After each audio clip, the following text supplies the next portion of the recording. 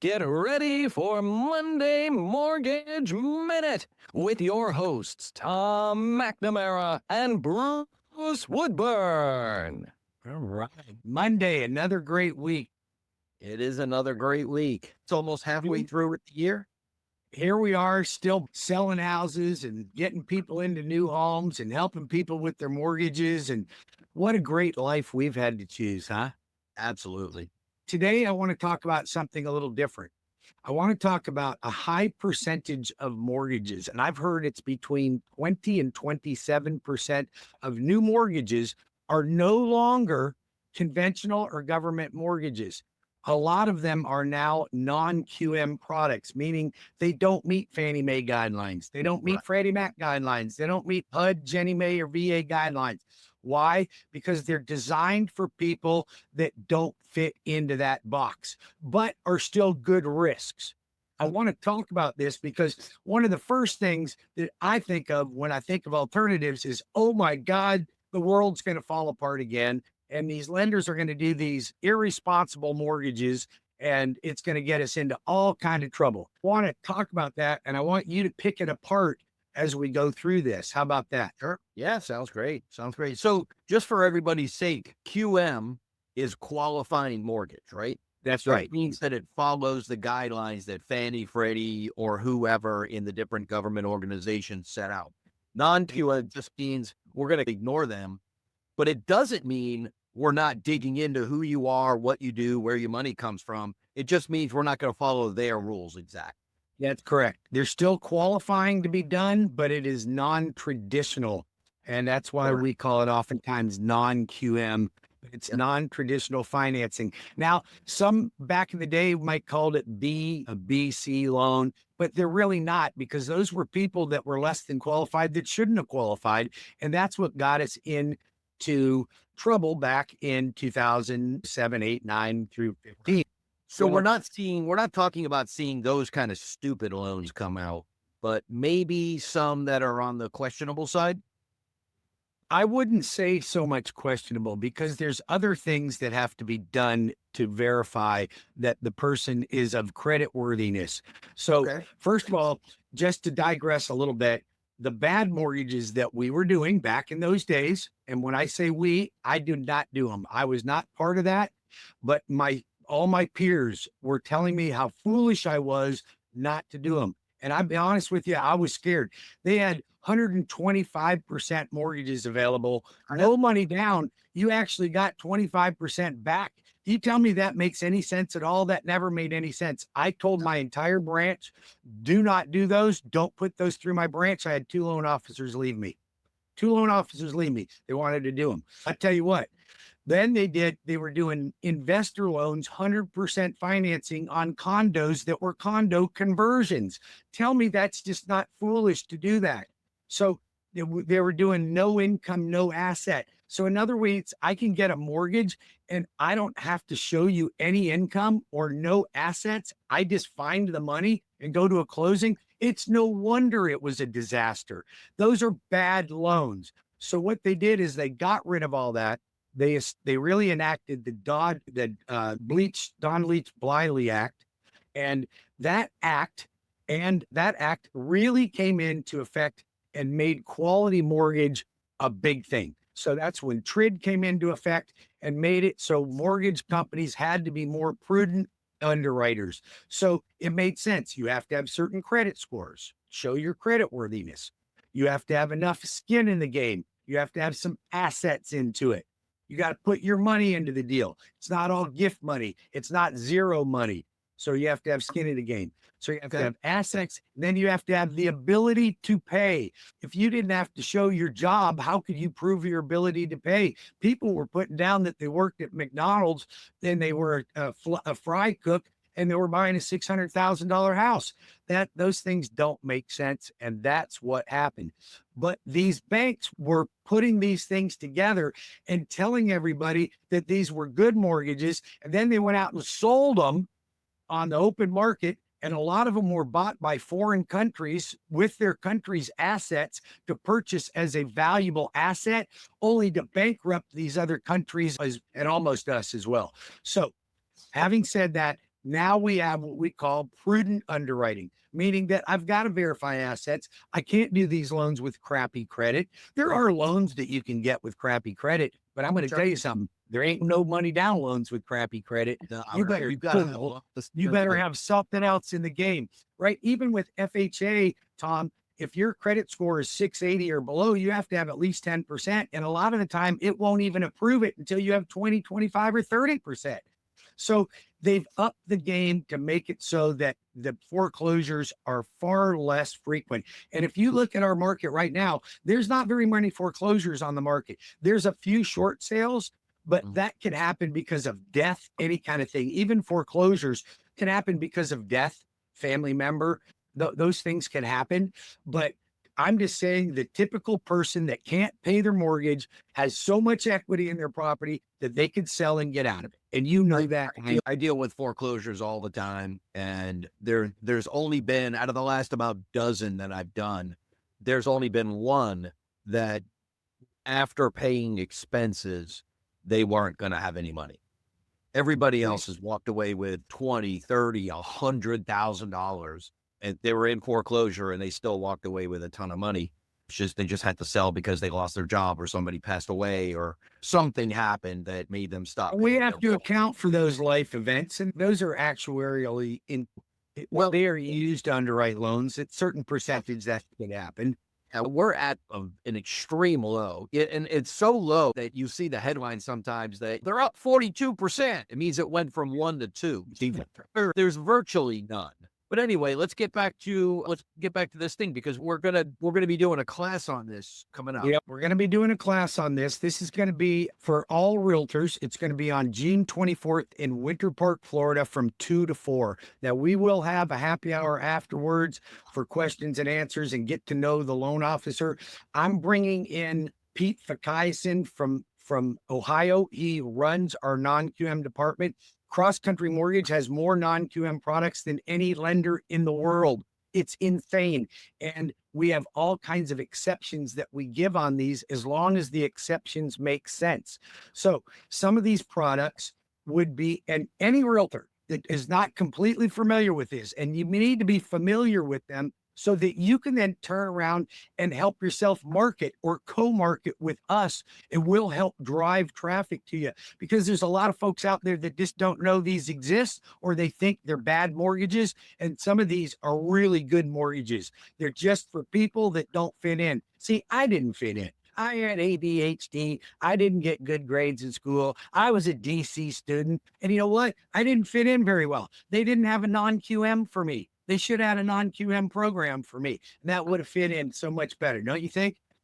I think so. I think I was probably very similar.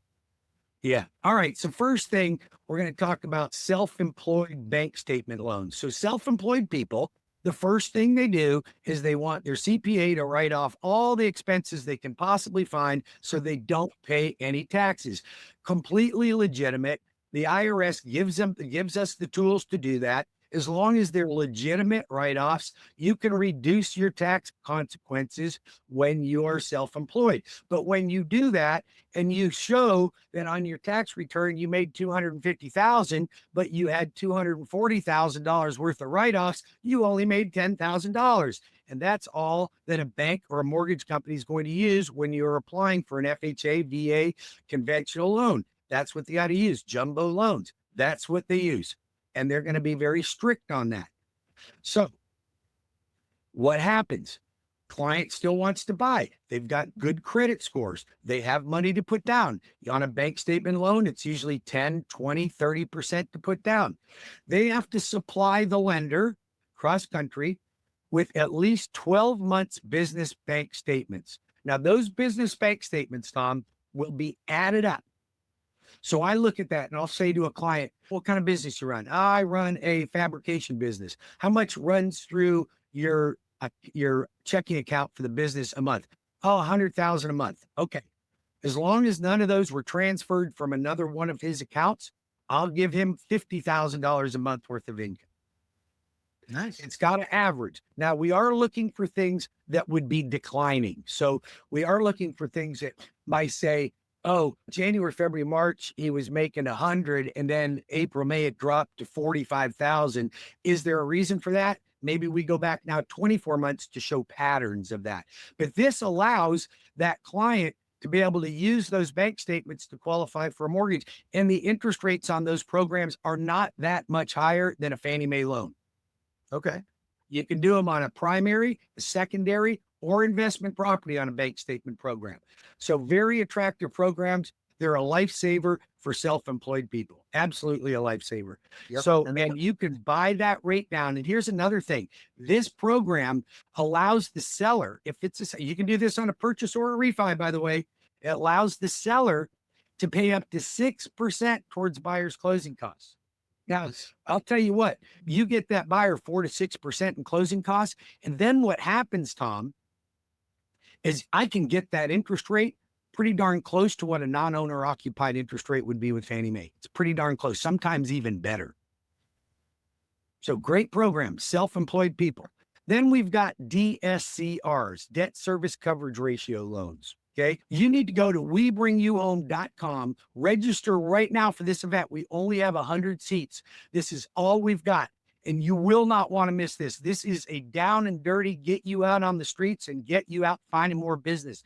So register at webringyouhome.com right now for June 24th, 2 to 4. It's 2 hours of your time. If you want to go join us for happy hour afterwards, that's fine. DSCRs, debt service coverage ratio loans. These are, I'm doing these. I bet you I'm doing 4 a month of these at least, because investors, and Tom is an investor, he can speak the language. Investors know that right now is a challenging time to get positive cash flow on investment. So why are so many investors buying investment properties when the average buyer is kind of still a little afraid to jump in? What is it that you see that says, you know what, I know I'm not going to make any money on this right off the bat. What is the end game for you? If I was buying properties like that for that reason, it would be a couple things. One is, that we've gone through about 3 years now of pretty stagnant property value growth, right? So we probably have another 2 years of it where we're going to be flat to 2-3%, whatever. And then I think we're going to come out of it and get into a better environment where appreciation is going to start going back up again. Houses will be more expensive there. Do you Houses will agree? be more expensive. And then the other thing is that there is a distinct tax advantage to owning rental real estate. There's depreciation, and I can, I can go against my actual income, which, because I'm a real estate professional, You can reduce your tax consequences. I can actually reduce mine not completely, but very distinctly. And I actually have some friends that are investors that they have enough good cash flow that they're actually buying deals that specifically they're negative cash flow on purpose. And if you're a W-2 as well, if you're W-2 and you're a high income earner, like I've got some friends of mine, they're both attorneys. They make $1.5 million a month or a year. So $3 million a year in income. They're W-2. They got no way to write it off. I'm like, man, you need real estate to some losses on your real estate, and you can do that. And they're going to pay over $1 million in taxes. I'm like, you should not be paying $1 million in taxes. You need the right person to help you, show you what to do. Absolutely. Yeah. So that's the biggest reason that investors are out there. I think they're looking ahead and a longer distance out. They're not looking at today. They're looking at tomorrow, and they're looking at tax benefits, at least as far as I can tell, unless you get a deal. I got a deal recently that was seller financing, right? 0% interest. Can't beat that. It's okay. Nope. Can't beat that. It doesn't come very often. So the debt service coverage ratio loan is for investment property only. It's not for primary. It's not for secondary. And the rules generally state that you have to own a home already, or you have to have previous renter's experience. DSCRs do come with some more rules. Now, some of those, I did a DSCR for a guy that rented, but he could show that he had to stay with his dad, who was elderly. His dad owned the home, but he was going to get the home when his dad passed on, and he had to do it. We get exceptions for like some differences that were. Yeah, it made sense. It made sense. So these are the. I know we're going to bump up against our time that we want to do, but asset depletion. Asset depletion is one that I don't think gets enough coverage because I don't think so either. So there's several ways to do asset depletion. Fannie Mae's version of asset depletion is absolutely horrible. You have to take your asset that you have in the bank and divide it by 365. You won't get any income out of that. But our bank statement programs will use a 36 months. So if you have $1 million in the bank, I'll divide $1 million by 36 months and I can use that much as income for you.